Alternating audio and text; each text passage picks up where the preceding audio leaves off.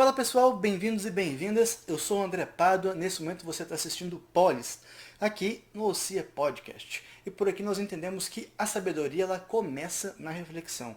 É por isso que hoje a gente vai trazer ela, nossa queridíssima política, para a gente refletir. Mais especificamente, esse probleminha, esse conflito, essa tretinha que aconteceu aí durante a última semana e meia, envolvendo Elon Musk, enfim, envolvendo Musk e envolvendo o STF. O que você ainda pode não ter visto sobre esse assunto, você vai saber logo depois da nossa vinheta.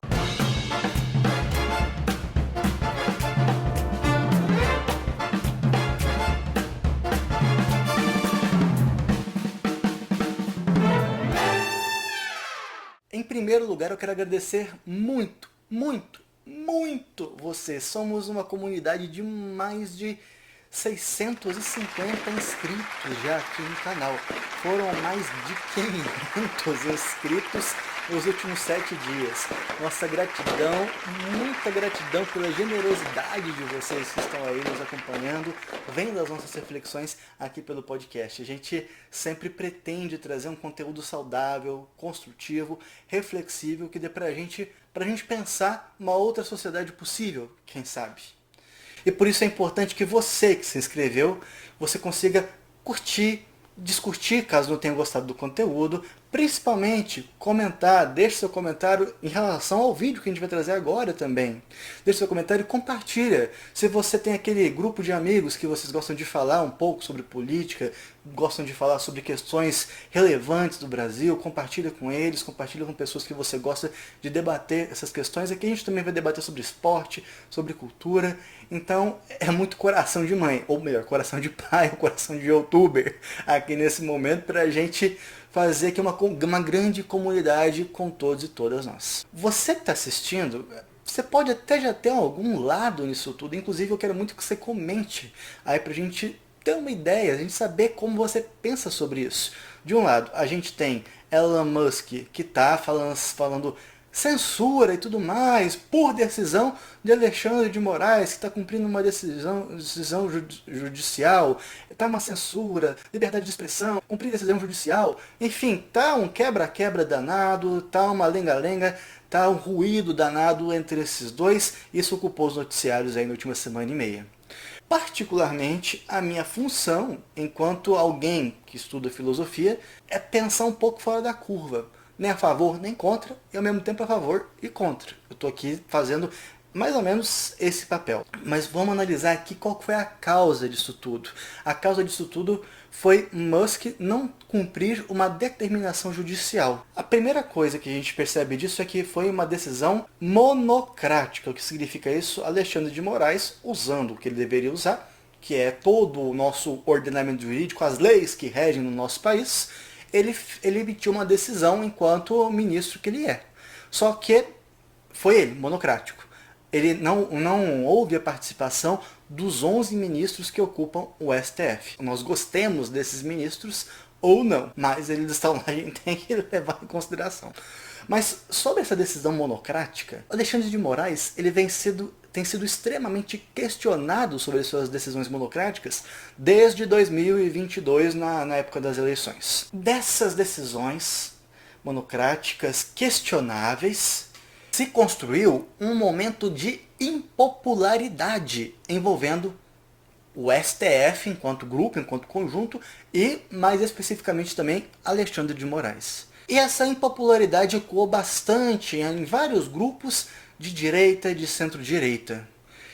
E o Musk aparentemente ele está aproveitando disso. Ele está aproveitando que tem esse eco nessa impopularidade e está surfando dentro dessa impopularidade do STF.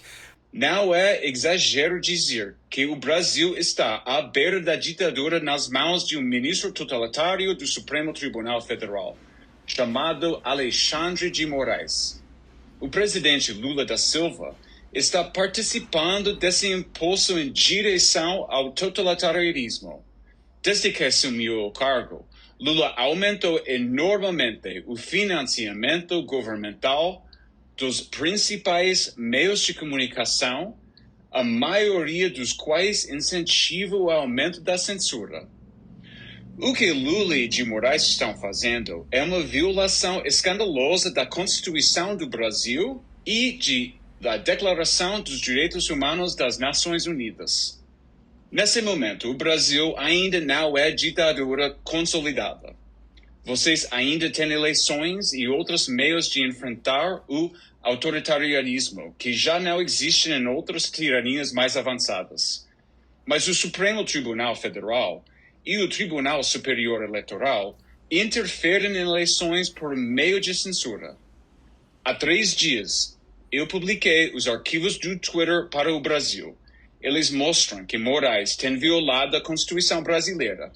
Moraes exigiu ilegalmente que o Twitter revelasse informações privadas sobre usuários do Twitter que usaram hashtags que ele considerou impróprias.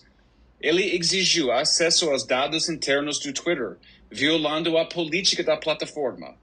Ele censurou, por iniciativa própria e sem nenhum respeito ao devido processo, postagens no Twitter de parlamentares do Congresso Brasileiro. E Moraes tentou transformar as políticas de moderação de conteúdo do Twitter em uma arma contra os apoiadores do então presidente Jair Bolsonaro. Por isso que uns dizem censura, tá censurando e tudo mais. Outros dizem liberdade de expressão. Outros dizem é decisão judicial, tem que cumprir e pronto.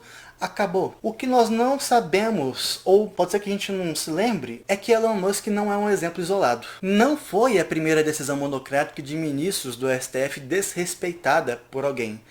Mas o que nos chama atenção é uma outra informação, ou melhor, 2 outras informações. Uma quantidade expressiva de decisões respeitadas partem, por exemplo, do Congresso Nacional. Essa medida, ela interfere no processo legislativo e há uma decisão do Supremo Tribunal Federal no sentido de que não pode haver interferência no processo legislativo. E do próprio judiciário. O eminente relator, com todas as vênias e renovando o respeito e a admiração que tenho por Sua Excelência, proferiu uma decisão absolutamente desfundamentada, na qual sem qualquer análise da questão, referindo-se tão somente à verossimilhança do direito invocado. Mas não é bem assim.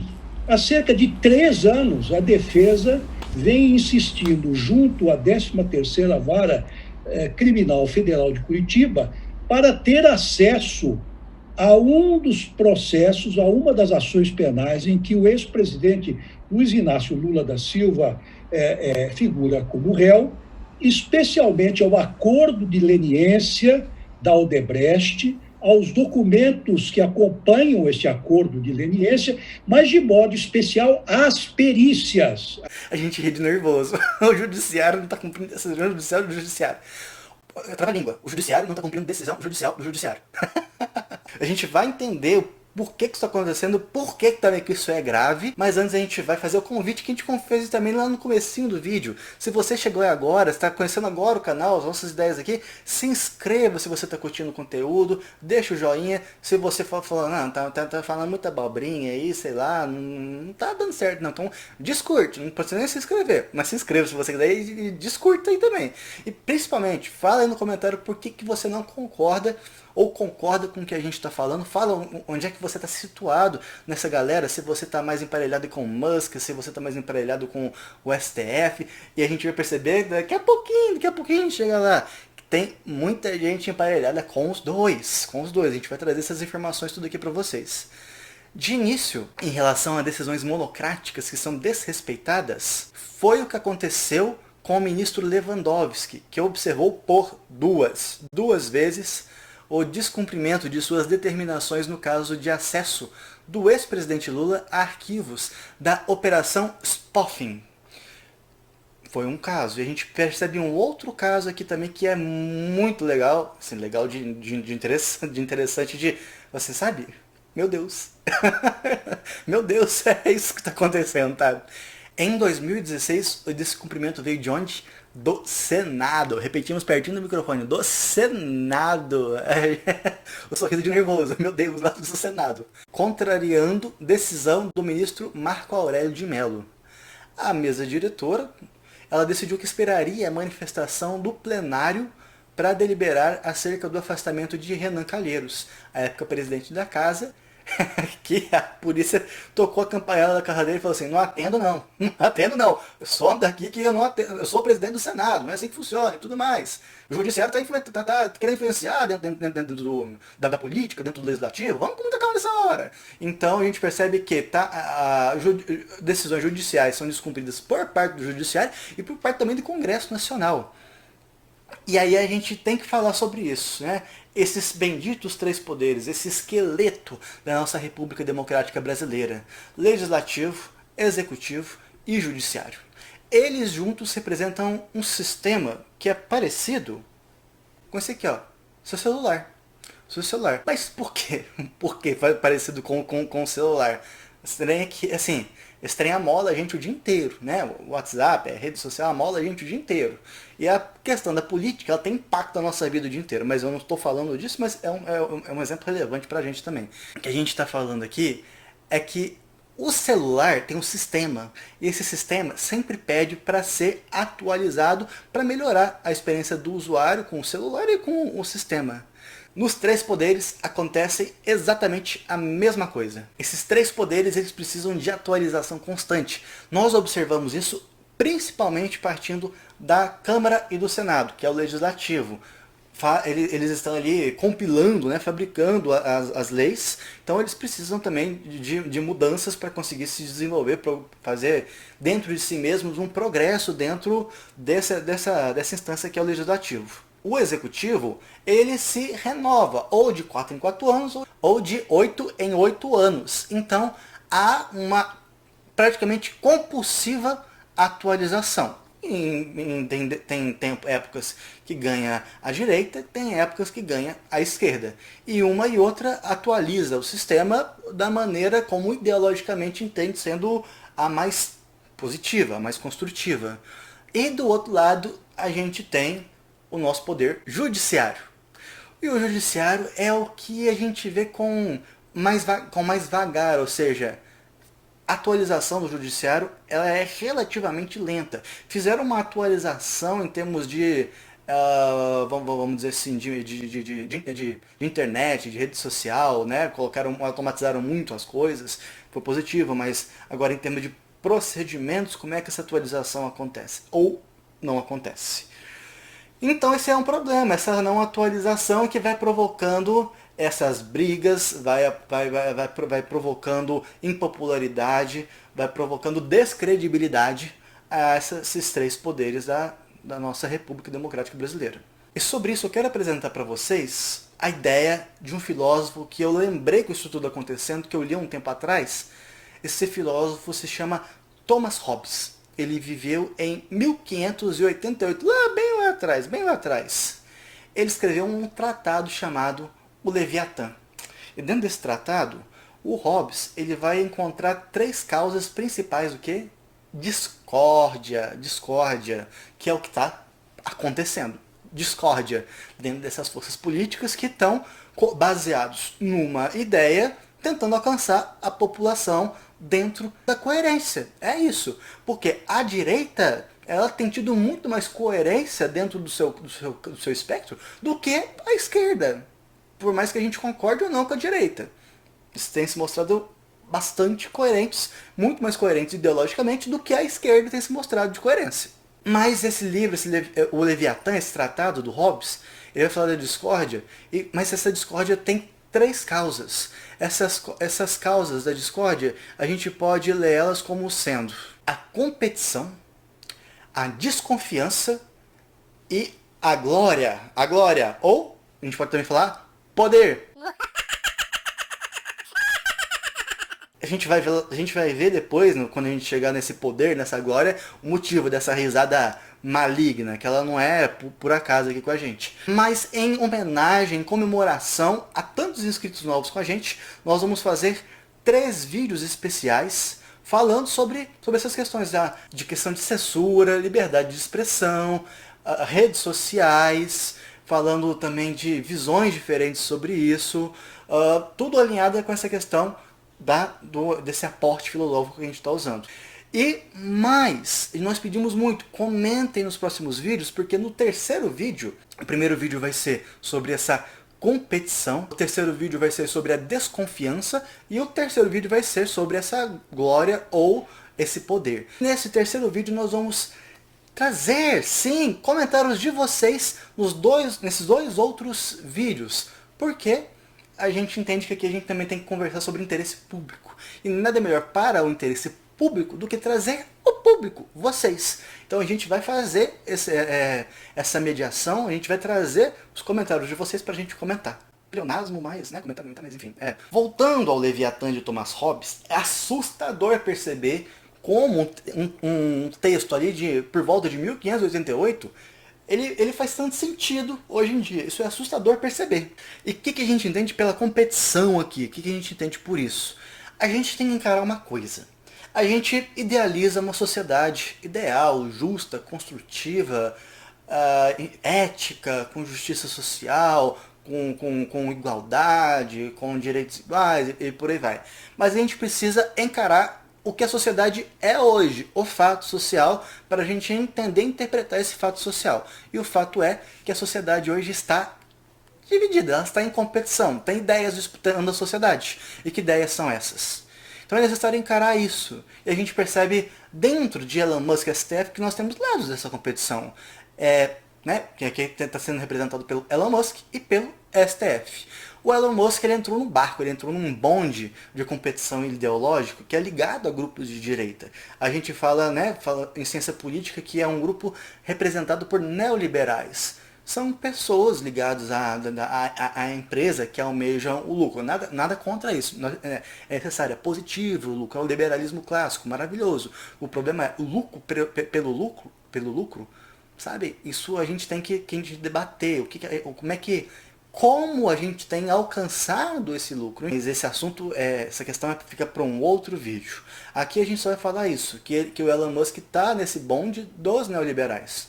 E recentemente, Musk, que é um bilionário, um trilionário, ele se aproximou de quem? Milei, presidente da Argentina, que também é neoliberal, que ofereceu ajuda a Musk para lidar com a situação com Alexandre de Moraes. Olha, então percebam, a coisa já não é mais apenas exclusivamente uma coisa nacional. O Musk está dando um jeito de internacionalizar a coisa toda.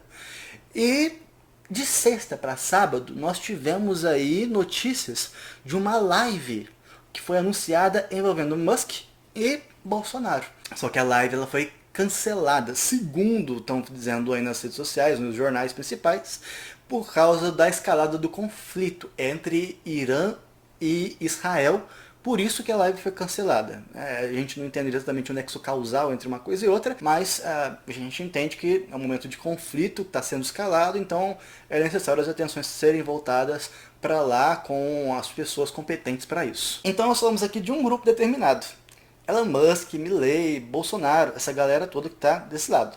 E nós temos o outro lado, que está nessa competição de ideias, que é representado aqui nesse conflito, por exemplo, por Alexandre de Moraes. E Alexandre de Moraes foi colocado no STF pelo Temer, que é um direitista neoliberal. É uma coisa maravilhosa, a gente se diverte, a gente chora de nervoso, mas a gente se diverte também. O Alexandre de Moraes, ele tem feito falas e posicionamentos muito questionáveis, decisões questionáveis que estão provocando impopularidade ao STF. E igualmente o presidente do STF no momento, que é o ministro Barroso, né? E a gente também vai perceber que sutilmente o grande decano da casa, o Gilmar Mendes, ele sutilmente entrou nesse bonde também para, claro, entrar em defesa de Alexandre de Moraes, do STF. Ele falou em regulação de redes sociais. O que você que está assistindo aí pensa em relação a regular as redes sociais? Eu tenho um pensamento sobre isso, eu vou compartilhar com vocês nos próximos vídeos, mas eu tenho um pensamento. Digam aí qual que é o pensamento de vocês, para a gente trazer aqui essa essência do que vocês pensam também. E quem que entrou nesse bonde junto com Gilmar Mendes recentemente? ele, nosso queridíssimo presidente Lula. Presidente Lula. É que a gente sempre fala, a gente trata com muito respeito o Musk, a gente trata com muito respeito os ministros do STF, a gente discorde, concorda com eles, e a gente vai tratar com muito respeito tanto o Bolsonaro, tanto o Lula, pra gente debater as nossas ideias, as nossas reflexões por aqui. Mas, enfim, o Lula também sutilmente aproveitou o bonde aberto e, de certa forma, uma forma muito sutil também, defendeu a regulação das redes sociais. Então nós vamos ter que fazer uma regulação séria, e eu vou dizer mais, não é uma regulação só para um país, é uma regulação para o mundo. Exato. Tá? A União Europeia já fez uma regulação, sabe? A gente vai ter que olhar bem o que foi feito, vamos ver o que está acontecendo na China, nos Estados Unidos, mas é preciso que o mundo tome cuidado com isso. E assim pensam, inclusive, pessoas históricas ligadas ao Partido dos Trabalhadores, do Partido dos Trabalhadores, portanto. E a gente tem a cereja do bolo. Só que a cereja do bolo a gente vai deixar para depois. Agora que a gente está mostrando essa competição de ideias, né? Então a gente está vendo aqui quem está desse lado aqui, compondo ali o STF, Lula, e tem outras pessoas que não estão diretamente ligadas ao mundo político, que estão vinculadas para cá, vinculadas para cá, que já é o nosso segundo tópico, nosso segundo vídeo. A gente vai falar sobre desconfiança. Mudanças de opiniões repentinas podem trazer desconfortos, podem trazer inquietações, dúvidas, podem trazer essa desconfiança. É o caso que a gente percebe, por exemplo, com Glenn Greenwald. Eu juro que eu vou aprender a falar o nome dele até o final do terceiro vídeo. O Glenn Greenwald, que muda sempre de posição, e isso pode acontecer de uma maneira que para o Glenn é coerente. Por exemplo, a gente está falando aqui de pessoas como, acreditem, Felipe Neto se posicionou sobre isso também, e outra pessoa que se posicionou sobre isso foi o nosso querido tio Ray, Reinaldo Azevedo, também a gente vai trazer um pouquinho deles, entre outras pessoas que têm se posicionado em relação a esse conflitozinho, essa tretinha entre Elon Musk e o STF. A gente vai trazer também, nos próximos vídeos aí, as implicações disso ser até certo ponto, até que ponto o interesse de soberania nacional. A gente vai ver isso tudo no segundo, no terceiro vídeo. Não se esqueçam, comentem, falem de sua posição, onde você está no meio disso tudo. Fiquem ligados que a gente vai estar de volta aí. Um abraço a todos vocês. Tchau, tchau.